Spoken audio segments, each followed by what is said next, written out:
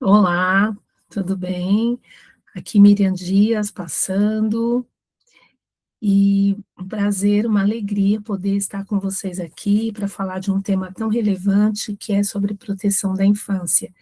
E um tema que nos desperta nesse tempo, né, nós estamos aí adentrando Maio Laranja e começamos a perceber uma grande mobilização, principalmente das igrejas, em relação ao tema, e aí nós precisamos pensar em algumas questões. E eu venho aqui com uma proposta que é falar sobre igrejas, ambientes seguros. Será que as nossas igrejas estão realmente preparadas para receber nossas crianças, para tratar desse tema tão importante que é a prevenção de abuso sexual infantil? Então, nós vamos falar sobre esse tema.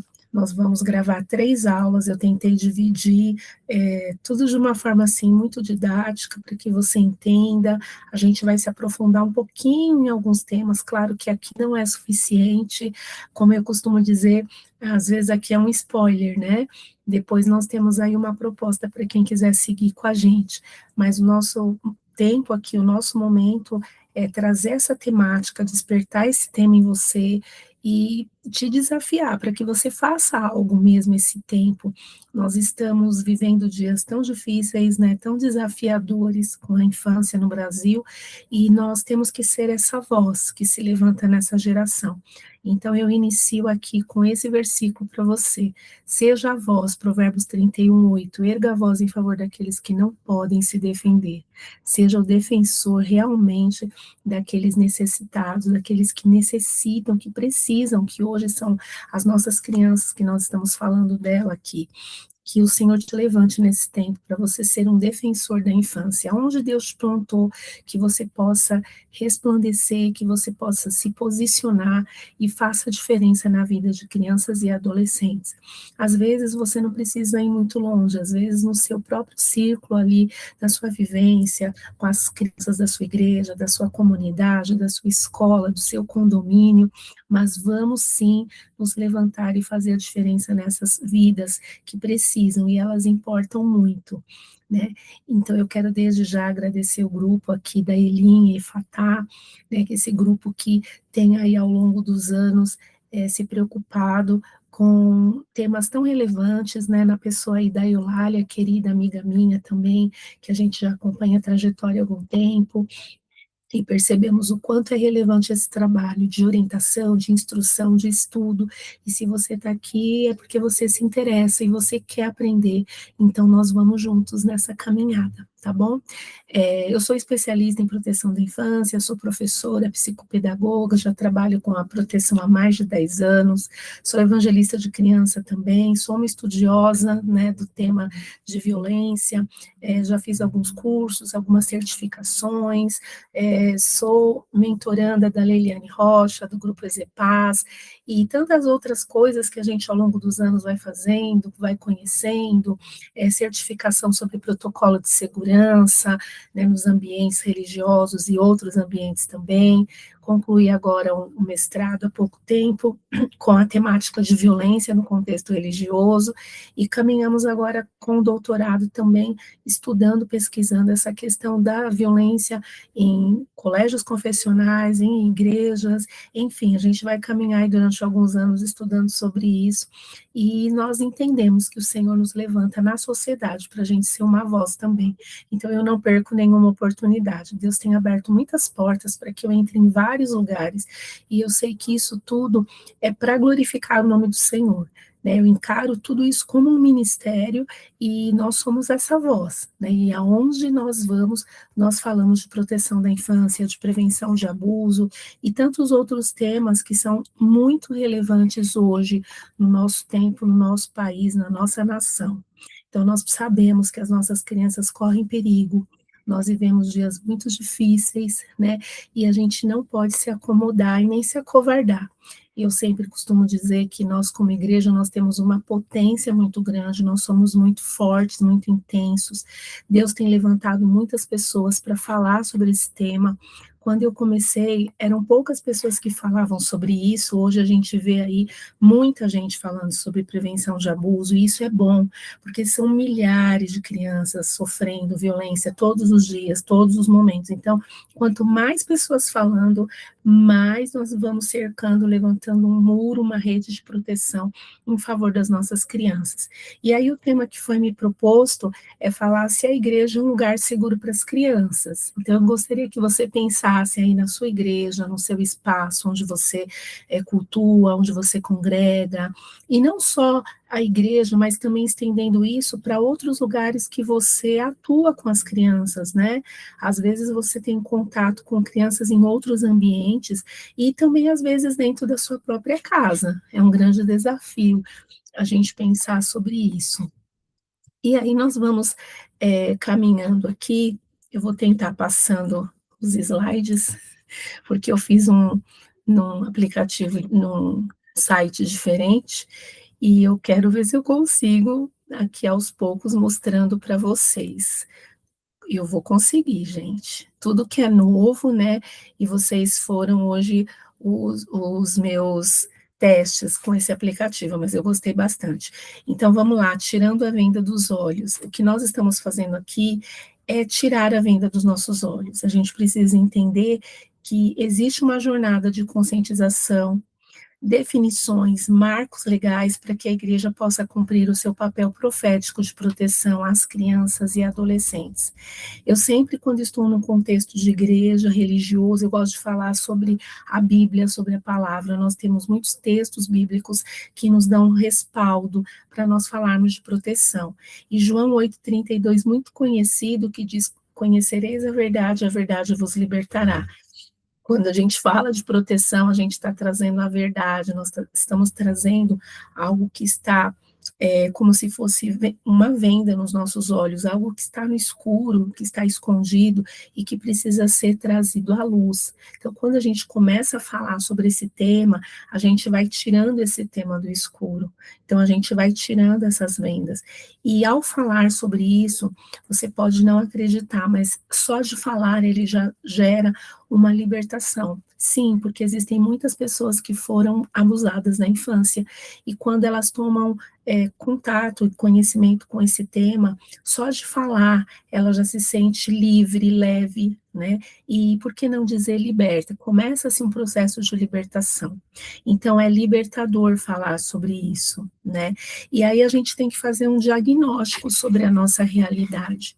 Como eu falei lá no início, eu fiz uma pesquisa, né, sobre abuso sexual em igrejas evangélicas.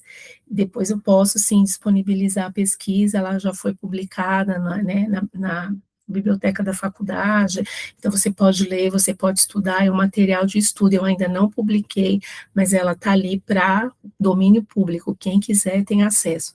E o nosso tema, ele passou muito, ele atravessou muito essa questão dos abusos nas igrejas. A gente fez uma pesquisa apontando que o abuso ele não acontece só na igreja evangélica. Claro, todas as instituições religiosas elas estão passíveis, sim. Elas podem sim ter casos de abuso. Pode sim ter o abusador ali, pode ter criança sendo aliciada, pode ter várias situações, mas a gente não deve se enganar de achar que na igreja evangélica não acontece, como a Leliane Rocha, né, que é a nossa mentora, que fala muito bem sobre o tema também, ela costuma dizer que na igreja não tem clube de anjinhos, não existe isso na igreja, né?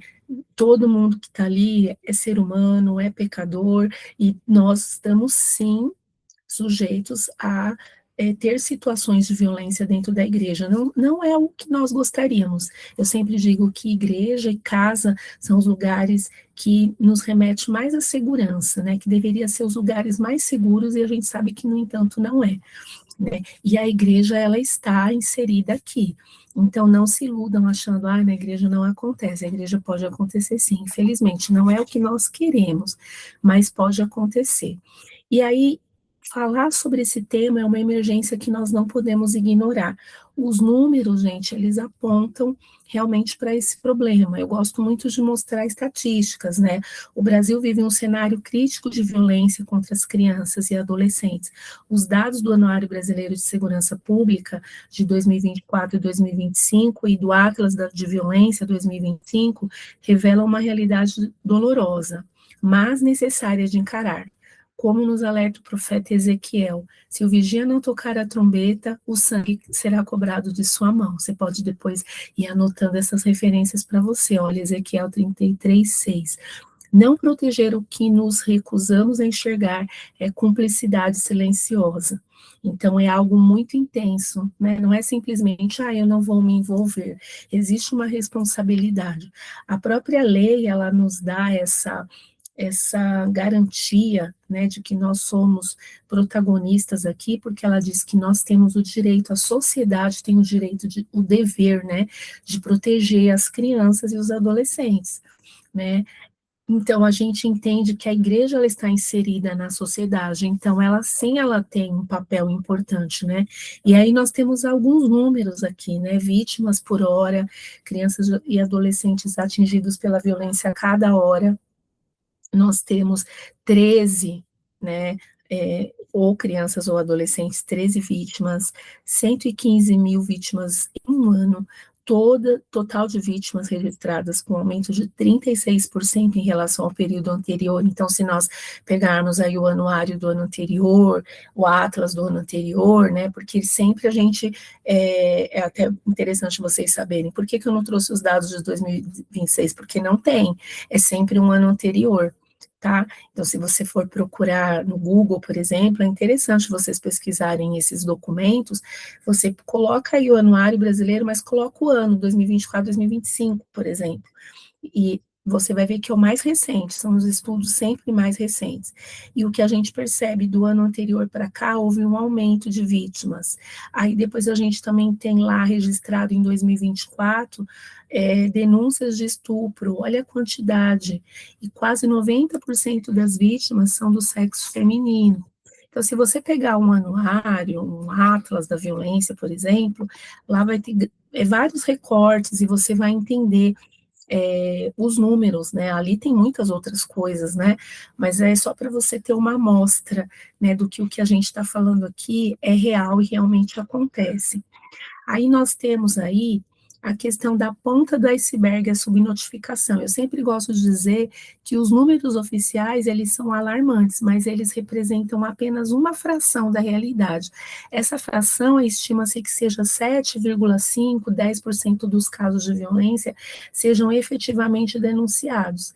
Para cada caso que chega às autoridades, 9 ou mais permanecem escondidos do silêncio. Então, isso é assustador, saber que todo número que a gente apresentar para você sempre é só uma pequena fatia do problema, e eu sempre mostro nas minhas palestras a foto do iceberg, porque o problema do iceberg não é a ponta, é o que está submerso, e é exatamente isso aqui que reflete. O silêncio estratégico. Então, aqui, trazendo para o nosso tema de igreja, né? O abusador, às vezes, ele utiliza a fé, a autoridade e o medo como ferramenta para garantir que a criança não fale. O ambiente de confiança torna-se armadilha. Então, a gente sabe que existe um silenciamento quando se fala de violência, principalmente nas igrejas, nos contextos religiosos, né? E muitas vezes o abusador vai usar esse título dele ser cristão, dele ter fé, dele ter uma autoridade, porque pode ser que ele seja um líder de algum ministério, de algum departamento, e muitas vezes o medo também. Isso tudo são ferramentas para garantir o silenciamento da criança, né? A vergonha como corrente. Muitas vezes as famílias frequentemente optam pelo silêncio para proteger a honra ou evitar um colapso familiar, deixando a criança desprotegida e o abusador impune. Eu estou falando isso aqui, gente, mais pensando nos ambientes religiosos, tá? É os problemas que a gente tem em relação a abusos dentro das igrejas. Tá, isso pode acontecer em outros ambientes? Pode, mas a gente está falando mais agora pensando nas nossas igrejas, né? A gente ouve muitas histórias, né, porque eu vou muito às igrejas, a gente palestra muito em igrejas com capacitação para líderes, professores, pais, né, oficina com as crianças, e a gente ouve muitas, muitas, muitas histórias, né? E uma das histórias que a gente ouve com muita frequência é exatamente esse silenciamento para proteger a honra da família, porque às vezes o abusador é alguém de uma família influente da igreja, ou algum líder. Então, o que que a gente faz? Para evitar uma confusão, um escândalo, a gente deixa a criança desprotegida e o abusador impune. Olha que situação, isso acontece muito. O papel da igreja, né, a comunidade de fé, pode ser o espaço seguro onde a criança finalmente encontra voz, ou mais um lugar de silêncio, a escolha é nossa. Então, aqui a igreja ela pode ocupar dois espaços muito importantes. Ou a gente vai optar para que a nossa igreja continue nesse silenciamento, para que a igreja não faça nada, para que a igreja seja conivente, ou a gente vai decidir que a nossa igreja vai ser um espaço onde a criança vai realmente ter voz, onde as famílias vão ser ouvidas, vão ser acolhidas, onde a gente sabe manejar a situação, né, o fluxo ali, como que vai ser a situação caso a gente descubra, ou alguma criança relate, ou a gente suspeite de alguma coisa. Então, por isso que a informação ela é importante. Eu sempre uso uma frase que diz: a informação protege. Então, quando eu tenho todas essas informações, eu vou dizer para vocês, a gente consegue sim proteger as crianças. De alguma forma, a gente consegue mudar esse quadro, né? E é isso que a gente quer fazer com essa orientação aqui, principalmente para vocês. Então, a gente vai desconstruir esse mito do estranho. O maior equívoco da proteção infantil é acreditar que o abusador é sempre desconhecido ou perigoso. Os dados provam o contrário. O perigo mora dentro de casa, se senta na nossa mesa, na mesa da família. Então, aqui é uma estatística muito importante, né? Eu sempre pergunto: aonde vocês acham que ocorre maior índice de violência, de abuso sexual? E aí a gente vai entender que a maior parte ocorre dentro da casa da vítima, né? A gente fala que é a violência intrafamiliar. Então, aqui tem uma amostragem, né? Olha, 84% dos casos o agressor é conhecido, né? Isso também é muito importante dizer. Pode ser alguém da família, um padrasto, um amigo, um vizinho, um líder religioso, sempre um parente de primeiro grau ali, o pai, a mãe, alguém que está no contexto ali na casa da criança. E depois de 67 a 72% ocorrem em residência, na vítima do agressor. Então, aqui são dois dados importantes para a gente: saber que os agressores são conhecidos, que muitas vezes, sim, pode ser esses parentes de primeiro grau, o pai e a mãe, que é outra realidade que a gente não gostaria de mostrar, né? Porque quando fala de pai e mãe, né, você fala: meu Deus, como pode? Mas pode sim ser o pai o abusador ou a mãe. Existem mulheres abusadoras também, né? E dentro da casa, que aí eu torno a dizer, o lugar mais seguro que nós gostaríamos que fosse dentro da nossa casa, e muitas vezes não é. Então, a gente precisa ter essa informação para a gente também poder entender essa dinâmica da violência. Aí a gente vai avançando, quem são as vítimas agora, que são abusadas, que são violentadas. E aqui a gente tem aqui, olha, os dados revelam que nenhuma fase da infância está livre de risco, mas algumas são especialmente vulneráveis. A faixa etária entre 10 e 14 anos concentra o maior número de casos de violência sexual registrados. Então, aqui, assim, tem vários alertas, gente. Todas as idades correm risco, inclusive a gente sabe que hoje existe um alto índice de bebês que sofrem abuso sexual. Mas aqui a gente estudando, acompanhando estatísticas, acompanhando estudos mesmo, a gente consegue perceber que existe uma faixa de maior vulnerabilidade, tá? Que é entre 10 e 14 anos. Preocupantemente, há um crescimento alarmante nos registros de crianças entre 5 e 9. Quase 90% das vítimas de estupro são do sexo feminino, mas meninos também são vitimados e raramente denunciam. Aqui tem muita coisa só nesse trecho que a gente poderia debater e falar, né? Sobre as faixas etárias, né? Sobre a questão de ser, né, 90% do sexo feminino, mas os meninos também são vítimas. Aqui é muito importante quando a gente faz um trabalho de proteção na igreja, ou então quando a gente fala sobre esse tema, a gente precisa olhar para os meninos também. Nós somos de uma cultura machista, uma cultura cheia de tabus, de mitos, né? O homem não chora, o homem não pede ajuda, o homem não sofre. Vem da nossa cultura, sim. E aí a gente acaba achando que os homens, né, são super-heróis, os meninos. A gente ouve muitos relatos de homens que sofreram violência na infância. Né? Então, quando a gente for fazer um trabalho com as crianças, olhar com atenção, porque com certeza os meninos também precisam dessa orientação. As estatísticas não são apenas números frios, são o grito dos pequenos que Jesus mandou proteger. Então, quando a gente fala de estatística, gente, a gente está falando de pessoas, números são pessoas, e cada número representa uma criança real, uma família real, uma dor real.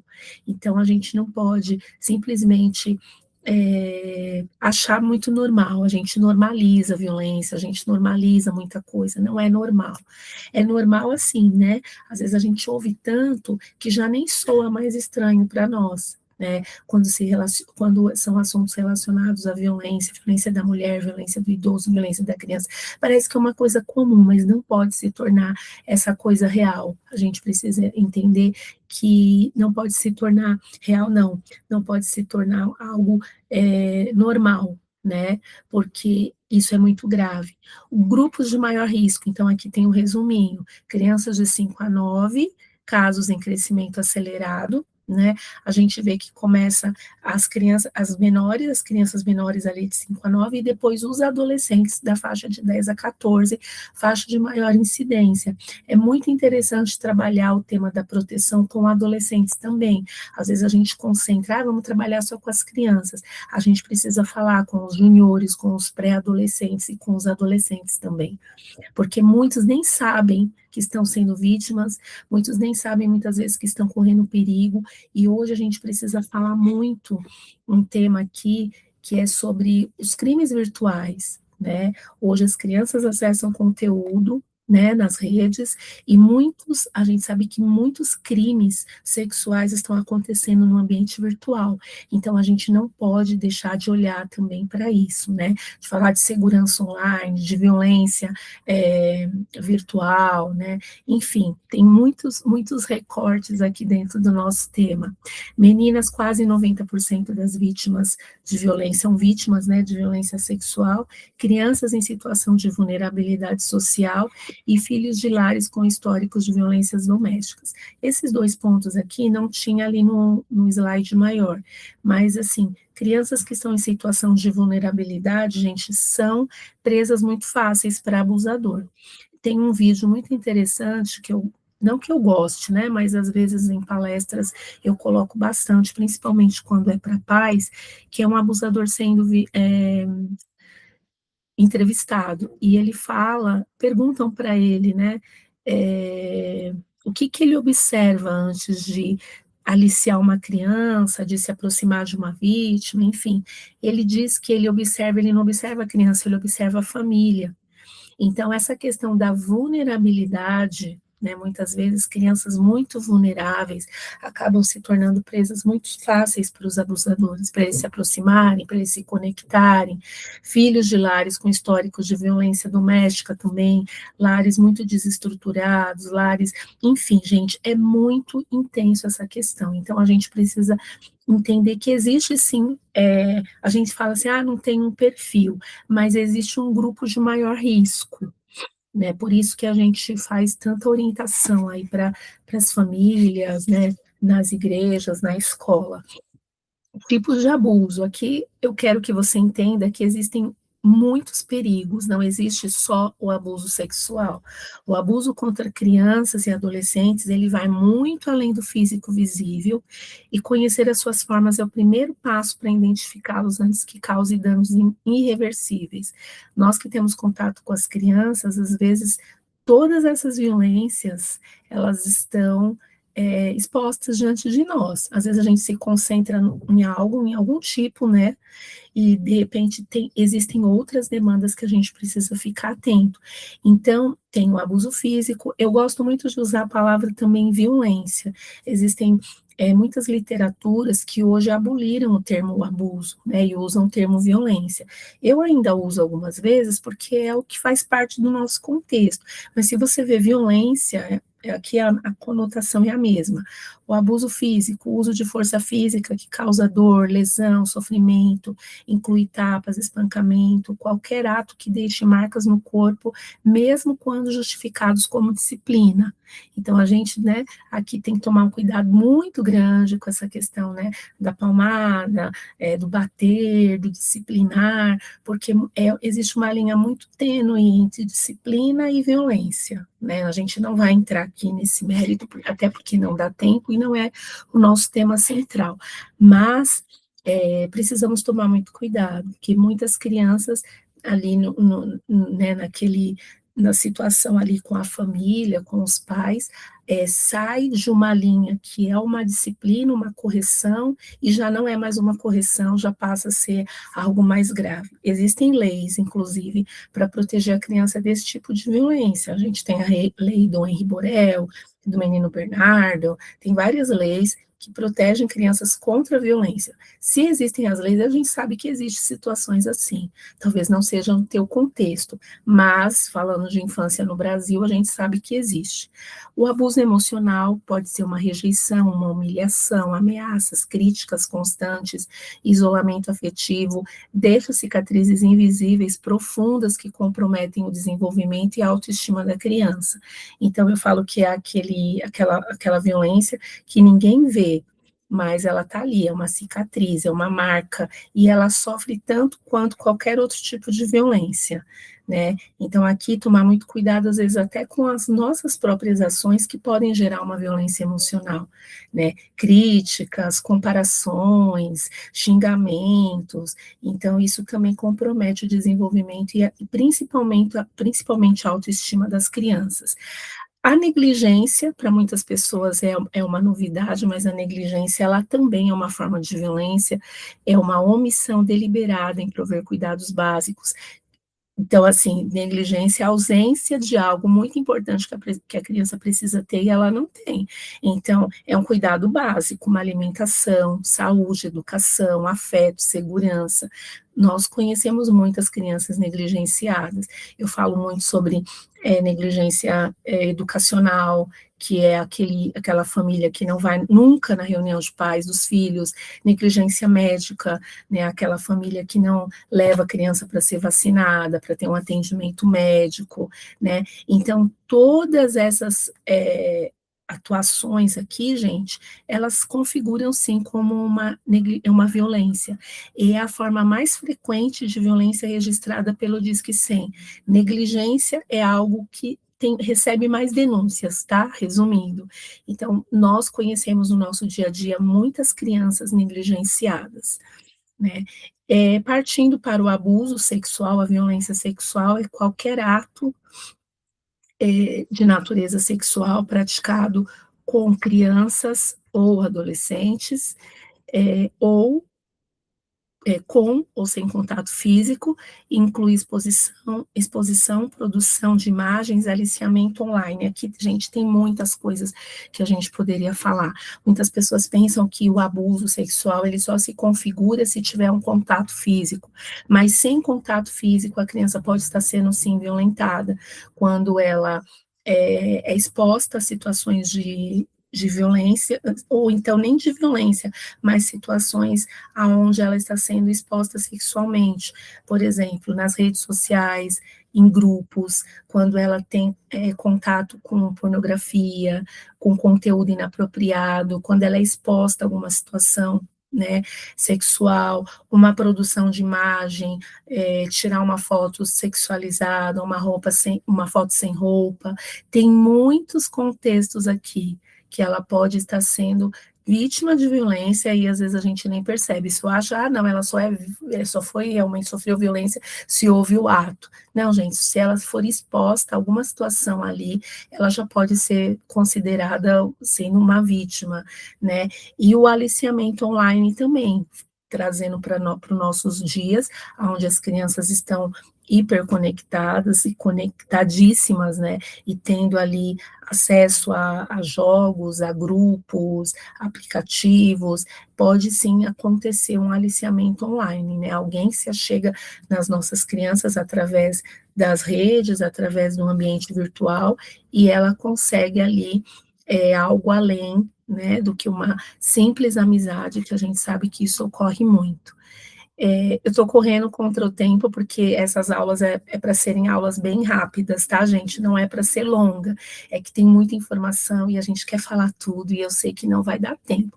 Mas isso aqui é só uma ponta para você entender o quanto é importante. A gente precisa fundamentar a nossa ação, e é isso que a gente está fazendo. O ciclo de aliciamento, grooming, que a gente fala, o que é o aliciamento? A gente fala tanto essa palavra e às vezes a gente não sabe o que é. Tá vendo ali um lobinho com pele de cordeiro? É mais ou menos isso. O aliciamento é um processo calculado e gradual pela qual o abusador ele conquista a confiança da criança, da sua família também, inclusive, antes de cometer o abuso. Então a gente compreende esse ciclo para a gente ver o quanto isso é importante conhecer isso, né? E é essencial para a gente identificar o perigo a tempo. Então, como que acontece esse ciclo? O abusador, ele escolhe a criança, ele conquista essa criança com prêmios, com presentes, com elogios, a criança começa a se isolar, né? Ou ele se isolar com a criança, ali é o nosso segredo, ninguém pode saber, eu vou te dar alguma coisa em troca do silenciamento, ou você não fala nada, porque se você falar alguma coisa, aqui já começa um preparo para algo maior, né? Depois, a dessensibilização, que é onde ele começa a avançar um passo a mais com a criança, e depois o controle, ele tem o controle da situação. Então, aqui é um passo a passo que realmente acontece. A gente fala muito sobre isso, principalmente nas redes sociais. Então, vou dar um exemplo bem rápido. Ele conecta sua criança através de um jogo, estabelece ali uma conversa, um diálogo, uma amizade. Aí ele começa de repente, querer até marcar encontros, isso pode acontecer muito, né? Marcar encontro, pedir endereço. Ele, nesse momento aqui da conquista e do isolamento, gente, ele já está sabendo tudo sobre você, ele sabe mais do que você imagina, né? E aí, por exemplo, ele começa a pedir uma foto com roupa, e vai avançando, né? Uma foto sem roupa, tal, e depois ele controla, olha, se você não fizer o que eu quero, eu vou fazer isso, isso e isso, contra você e contra a sua família. E aqui é o grande problema, né? Porque aqui a criança e o adolescente não vai saber lidar com essa situação, não vai mesmo, e aqui é onde tem um grande problema para ser resolvido depois. E aí aqui tem uma advertência, o abusador frequentemente é visto como o adulto mais atencioso e dedicado da comunidade. Essa reputação é construída propositalmente como parte da estratégia de aliciamento. Então, quando a gente fala disso, isso pode acontecer, gente, em qualquer ambiente, tá? A gente deu um exemplo de um ambiente online, mas ele pode acontecer em qualquer ambiente, tá? Então, ele faz tudo muito intencional. Então, o fato dele ser atencioso, dedicado, carinhoso, tudo isso faz parte dessa capa e dessa perversão. É muito difícil saber, né? Eu sempre falo quando a gente vai falar de abuso, de abusador, que é muito difícil a gente saber quem que é o abusador, porque não vem escrito, né? Não vem identificado. Então aí a gente passa a ter um grande problema, né? Porque a gente não sabe quem é. E pode ser qualquer pessoa, inclusive. Aí nós vamos entrar um pouquinho aqui quais são os escudos, né, da lei, a nossa responsabilidade legal. Então, a igreja ela não age apenas por uma convicção moral, mas também por um imperativo legal. Nós temos leis, né? Nós temos que conhecer a legislação para proteger as nossas crianças e também para se proteger. Então, a gente tem alguns textos, né, como ensinam as escrituras, as autoridades, elas foram estabelecidas por Deus para o bem. A gente respeita as leis de proteção à infância e a gente sabe que é uma forma concreta de obediência a Deus também. Então, a gente tem marcos legais, né, aqui eu trouxe 3, mas a gente teria muitos outros. A gente tem o ECA, o artigo 13, a lei do Henri Borel, que eu acabei de falar ali anteriormente, e o Disque 100, que é o nosso canal nacional de denúncias, né? Então, o ECA, lá no artigo 13, vai estabelecer a comunicação obrigatória ao Conselho Tutelar em casos de suspeita ou confirmação de abuso, castigo físico, tratamento cruel, que entra na violência física, né? E a omissão, ela vai gerar uma responsabilização legal para o líder ou para a instituição, independente dela ter uma boa intenção ou não. Às vezes ela vai falar, eu não quero me meter, eu não quero me envolver. Aparentemente ela está tendo uma boa intenção, mas a gente sabe que não é isso. Ela está sendo omissa. E existe leis para omissão, que no caso aqui entra como algo muito grave mesmo, né? Ela está sendo conivente. O ECO, a gente vai ter vários artigos que vai apontar para a igreja, que vai apontar para a sociedade como algo que a gente deve realmente proteger, né? A lei do Henri Borel tornou-se os crimes contra as crianças hediondos com penas mais severas, reforça que a proteção é um dever coletivo da família, o Estado, a escola, a igreja, quem se omite também responde legalmente. Aqui são trechos da lei, né, você pode se aprofundar. E o Disque 100, ele é o canal de denúncia, ele é disponível 24 horas para qualquer denúncia de violência e de violações de direitos humanos, inclusive no abuso infantil. Ele é um canal que garante o sigilo, você não precisa se identificar, qualquer pessoa pode acionar esse canal, então denunciar é proteger, a gente ensina muito esse canal de proteção, inclusive, porque às vezes a pessoa fala, como eu denuncio? A lei diz que se eu suspeitar, eu já posso fazer a denúncia, então eu tenho o conselho tutelar, eu tenho outras redes, mas eu posso, assim, no momento ali, o Disque 100, ele já me ajuda, tá? Então, isso é bom vocês tomarem consciência. A igreja, como atalaia profético, a gente já está caminhando para o fim desse primeiro bloco, né? E em Lucas 8,17 vai dizer assim, pois nada há de oculto que não venha a ser revelado, e nada em segredo que não venha a ser conhecido e trazido à luz. Então, quando a gente se posiciona como profeta da geração, como protetores da infância, como atalaia desse tempo, a gente vai trazer esse algo que está em oculto, ele vai ser revelado, esse algo que está em segredo, ele vai ser conhecido e trazido à luz. E é o que eu falei lá no início, ele vai gerar o quê? Uma libertação, né? A Bíblia é clara, aquele que vê o perigo e não alerta o povo torna-se cúmplice. Então a gente tem a lei, mas a gente na Bíblia a gente já tem esse texto também. A igreja tem um papel profético insubstituível, não apenas pregar a verdade, mas agir para que ela proteja os mais vulneráveis. Então a gente tem ali 3 pontos: ver com clareza, que é romper a negação cultural e institucional que nos impede de enxergar o abuso que acontece dentro das nossas comunidades e famílias, e isso é muito comum. A gente às vezes nega isso, acha que não vai acontecer, mas a gente sabe que existe sim, né? E a gente precisa enxergar tudo isso. Aí depois tem um outro tópico: tocar a trombeta, falar abertamente sobre proteção infantil, criar políticas de salvaguarda, que a gente fala de políticas de proteção ou protocolos de segurança para as crianças, adolescentes dentro de uma instituição, treinar líderes para identificar e responder adequadamente em situações de risco, e depois agir com coragem, né? Denunciar quando necessário, acolher a vítima sem julgamento, não proteger o agressor por bem da família ou imagem da igreja. Então, tudo isso aqui a gente se posiciona a partir do momento que a gente começa a fazer esse trabalho protetivo. E quais são os próximos passos da consciência e ação?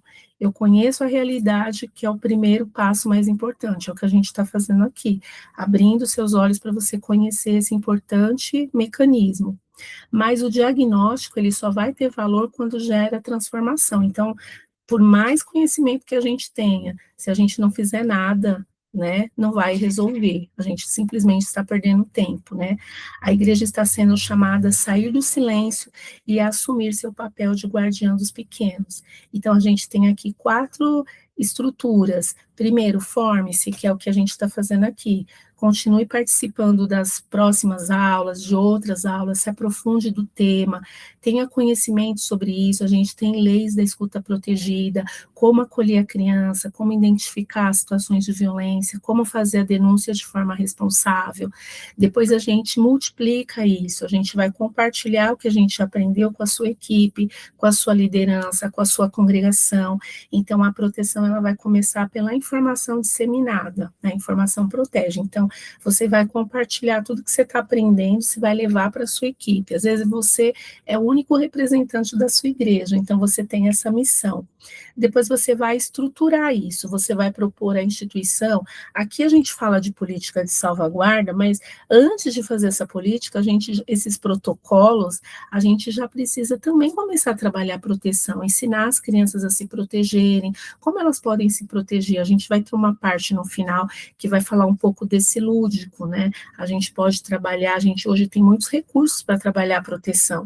Então, a gente pode trabalhar isso, a gente pode dar suporte para os pais, ensiná-los, né, como eles podem levar essa informação para os seus filhos, e aí a gente vai fazer protocolos, a gente vai ser uma igreja mais atenta, uma igreja que protege, né, a gente vai dar algumas dicas aqui de como a sua igreja pode ser um ambiente seguro para as crianças. E depois a denúncia, né, salve esse número no seu celular, conheça o conselho tutelar da sua cidade, sempre a gente fala muito sobre isso, é interessante você conhecer. Vou ver se eu tenho aqui um visual para mostrar, né? Não mostrei nenhum visual, fui falando e esqueci de mostrar, mas nas outras aulas eu vou acabar mostrando. A gente fala do Conselho Tutelar como uma rede de proteção. O Conselho Tutelar, ele vem para proteger, ajudar a proteger, né? Então, a gente ensina para as crianças, né, que o Conselho Tutelar, ele está pronto ali para agir em qualquer situação para proteção, não é para outra coisa, né? E temos um texto clássico que eu gosto muito, que é Mateus 10:14, deixai as crianças virem a mim, não as impeçais, porque o reino de Deus é das que são como elas. Proteger a criança é a missão do reino. Então, eu uso muito esse texto para dizer que Jesus, ele poderia aqui nesse contexto, ele poderia ter usado vários exemplos, né? Mas ele usou o exemplo da criança. Deixa a criança vir a mim, né? Não impeça ela de se chegar ao reino, né? E muitas vezes nós impedimos as crianças de se achegarem com as nossas ações, com a nossa negligência, com a nossa falta de informação, tudo isso acontece, né? Então a gente precisa se encher mesmo, gente, de conhecimento, deixa eu parar aqui a apresentação, de se munir de informação, de muita estratégia, porque falar esse tema é um tema pesado, é um tema que muita gente não gosta, enfim, né, as pessoas às vezes revisitam seus traumas, as suas memórias, mas a gente não pode deixar que isso seja algo que nos silencie. Muitas vezes a gente precisa avançar. Eu converso com muitas mulheres, homens que falam, não, eu vou fazer da minha dor a minha missão, eu não quero que outras crianças passem pelo que eu passei, eu quero falar sobre isso, porque se alguém tivesse falado comigo sobre isso na minha infância, eu não passaria por isso. Enfim, né, a gente ouve muitas histórias, mas o que a gente precisa entender é que o que aconteceu lá atrás não pode definir o que está acontecendo hoje, o presente. As crianças precisam de informação, de proteção, e é isso que nós vamos fazer. Então, essa primeira parte foi uma questão mais assim, né, mais uma fundamentação, a gente ainda vai caminhar, tem muita coisa boa aqui para você, fique com a gente depois caminhando para a nossa segunda aula, e você vai ver o quanto é importante, fundamental e até simples fazer proteção da infância aí na sua igreja, aí na sua instituição. Um abraço, Deus abençoe.